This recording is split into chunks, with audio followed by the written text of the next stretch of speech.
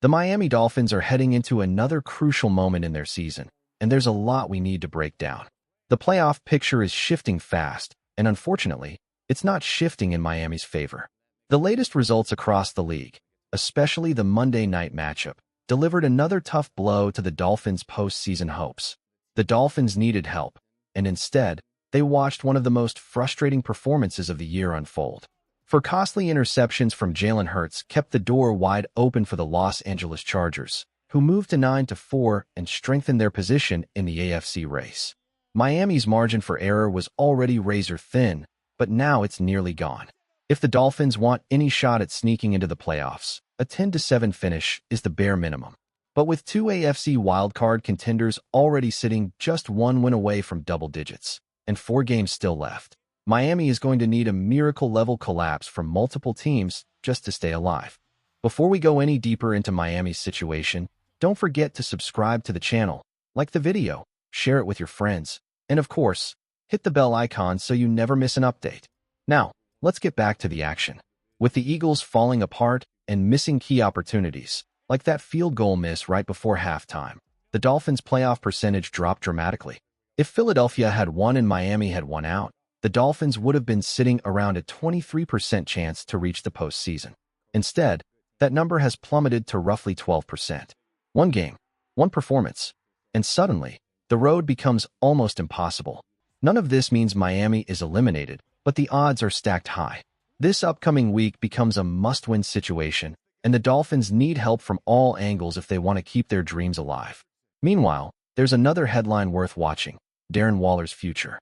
According to recent conversations reported this week, Waller hasn't made a final decision about playing in 2026. He plans to reevaluate after the season wraps up, leaving his future in the league uncertain for now. Darren Waller's future in football remains a mystery. He hasn't committed one way or the other, choosing instead to focus on the moments he still has on the field. And honestly, when Waller is healthy, there's never been much to criticize. His only real challenge has been staying available. Miami has played 13 games this season, and Waller hasn't been on the field for even half of them. He missed the first 3 matchups, returned for a brief stretch, and then headed right back to injured reserve. But in the 6 games where he did suit up for the Dolphins, he showed exactly why he's such a dangerous weapon. On third downs, inside the red zone, and especially in crowded spaces inside the 10-yard line, he's become one of Tua Tagovailoa's most trusted targets. His ability to elevate, attack the ball, and win contested catches has changed drives and changed games. In his return against the Jets, he scored twice. He added touchdowns against the Panthers and Chargers. 4 touchdowns in his first 3 games with Miami tells the story. When Waller's on the field, he matters. Would bringing him back for 2026 make sense? Maybe, not as a top priority, but as a reliable, affordable receiving option in the tight end rotation, absolutely. In a room that could use depth and versatility, Waller's presence as a second or third tight end wouldn't be a bad move at all. And that tight end room is exactly why this conversation keeps coming up. Miami doesn't have long-term security at the position. In fact, Jalen Conyers is the only tight end under contract for 2026. Conyers joined the Dolphins as an undrafted free agent out of Texas Tech, but hasn't played a snap this season after landing on injured reserve during training camp. The future of the position is wide open. Which brings us to Julian Hill. For a while, it looked like he might be on the roster bubble, but he's responded with a much-improved 2025 campaign. And knowing how highly Mike McDaniel values Hill's effort, consistency, and upside, it's hard to imagine a scenario where Hill isn't part of the team's future, assuming McDaniel remains in Miami next season. The Dolphins have big decisions ahead at tight end, and the direction they choose could shape the offense for years to come. Julian Hill may never be Miami's top tight end, but his value to this offense is real. Whether he settles in as the second or third option on the depth chart, his understanding of the system makes him incredibly important. Mike McDaniel's scheme isn't easy to absorb, especially for players coming in from the outside. Hill knows every detail, every assignment, every adjustment, and that alone carries weight. His biggest strength has always been his blocking, and that part of his game has taken a major step forward this season. A year ago, his inconsistencies were glaring. This season, he's become a steady, reliable presence when Miami leans on its ground game. During the team's recent stretch of strong rushing performances, Hill has been a critical part of that success. But Miami's tight end decisions don't stop with Hill. There's a real chance the Dolphins consider bringing back more than one of their current players, and Greg Dulcich has forced himself into that conversation. After joining Miami's practice squad following roster cuts, he didn't get an immediate opportunity. But the moment Darren Waller went to injured reserve, Dulcich stepped in and delivered. He's matched Waller in games played, matched him in receptions, and while Waller has more yards and touchdowns, Dulcich has brought reliable production whenever called upon. Against the Jets last week, he finished as Miami's second leading receiver, catching 3 passes for 30 yards, and he nearly added another explosive gain on a screen that set the Dolphins up inside the 5. He's quick, he's tough, and he's earning trust. Realistically, Miami won't bring back all 3 tight ends.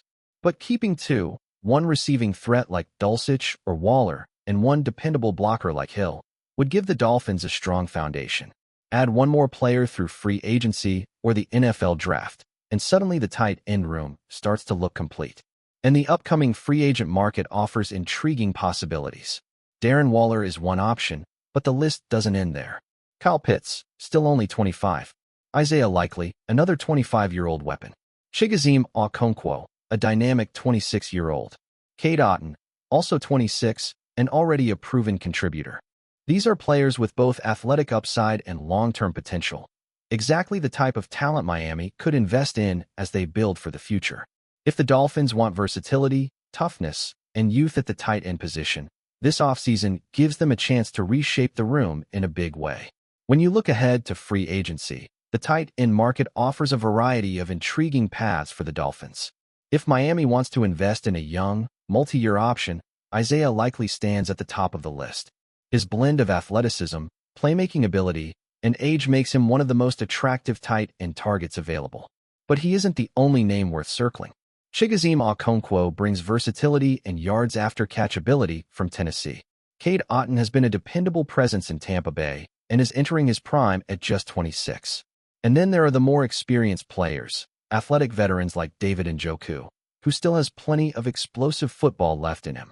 Noah Fant is another interesting option. Miami showed interest in him before the season, and although he ultimately signed elsewhere, he remains a player who could fit well in this offense. But as much as these external options intrigue, it's also true that bringing back someone like Darren Waller or Greg Dulcich might be the more stable, familiar route. If Miami wants to build for the long haul, the NFL draft offers even more possibilities.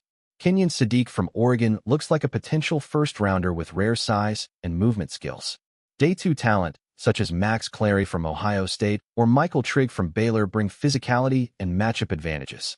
Eli Stowers from Vanderbilt adds an athletic, high-ceiling element that could excite any offensive coach.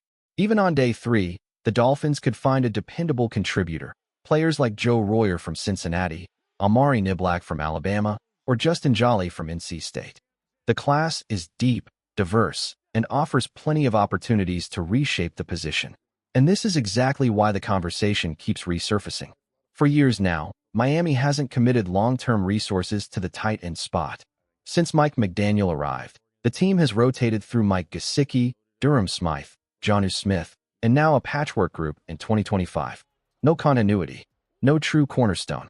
If the Dolphins want stability, if they want a reliable presence to support Tua Tagovailoa, balance the offense, and elevate the red zone attack, then the time to invest is now. This offseason is the perfect chance to finally build a tight end room with a clear identity and long-term direction.